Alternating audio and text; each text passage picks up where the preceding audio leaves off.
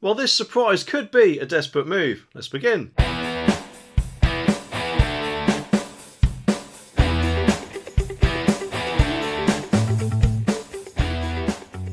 British drivers have been offered £3,000 by Fiat as an incentive to buy a new electric car, but the discount will only apply to the 500e and S convertible model. Although EV sales increased following a rise in petrol and diesel prices in 2022, the sales of electric cars have been slowing down. The government ended its plug-in car grant almost 12 months ago. Initially, it started out as a £5,000 discount, but it was cut to only £1,500 when it was phased out. But drivers in the United States can save up to $7,500, which apparently is £5,980 in tax credits, while large incentives of up to €9,000 or £7,734 are being offered by Germany and Spain. Fiat also wrote to the government in an open letter saying that even more drivers would switch to EVs if they brought back the scheme. Damien Daly, managing director of Fiat UK, said, "There is no doubt that the government's plug-in car grant successfully kick-started the UK's electric car revolution.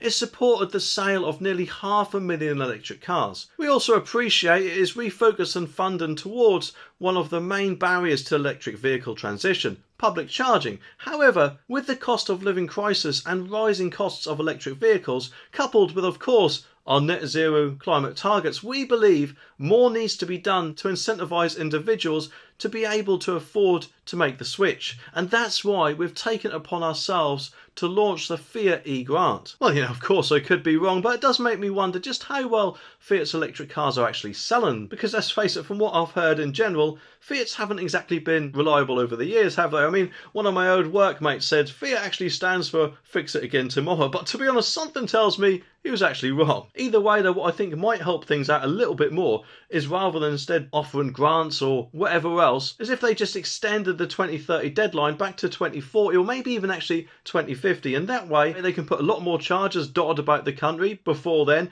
and not only that, but they could also increase the speed a little bit more so we're not waiting about 5 hours just to get down the road. Oh yeah, I know it's not that bad, but there are lots of people, including me, who don't actually have a driveway next to our house, and therefore we rely on public charging. And let's face it, even though electric is actually slowly starting to fall down with its prices, because apparently from the 1st of July they are going down, it just makes me wonder if in January again they'll go right back up again. Meaning that, of course, for us unlucky people that have to rely on public chargers, we're going to be paying a shed load more than the other people, aren't we? And if anything, that theoretically could mean that could cost us more per mile to get to our destination than either petrol or diesel. And then of course you got the price of the car, haven't you, which is actually a lot more than current petrol or diesel cars, isn't it? But of course that's not it, because you've also got the sneaky stealth tax which they're going to bound to impose. And no, I'm not talking about the 6p per mile tax replacement that they're rumoured to be considering. I am talking about things like overstaying charges, or if the charger is in a public car park, you then have to pay for your parking as well as the charge. I mean, I don't know about you, but at the moment when I fill up at a petrol station,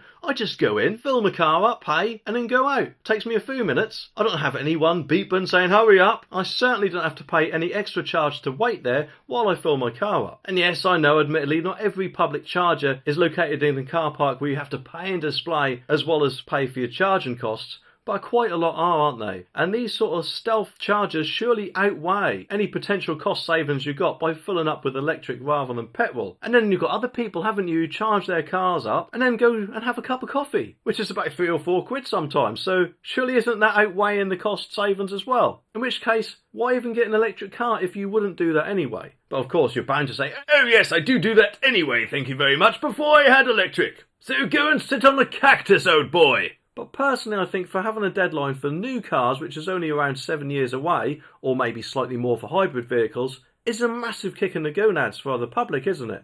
And I don't think that should be forced on us at all. It should be up to us when we choose to change, not them. Anyway, I should be back soon, so make sure you click that subscribe button down there so you don't miss my next video. I'll see you in the next one.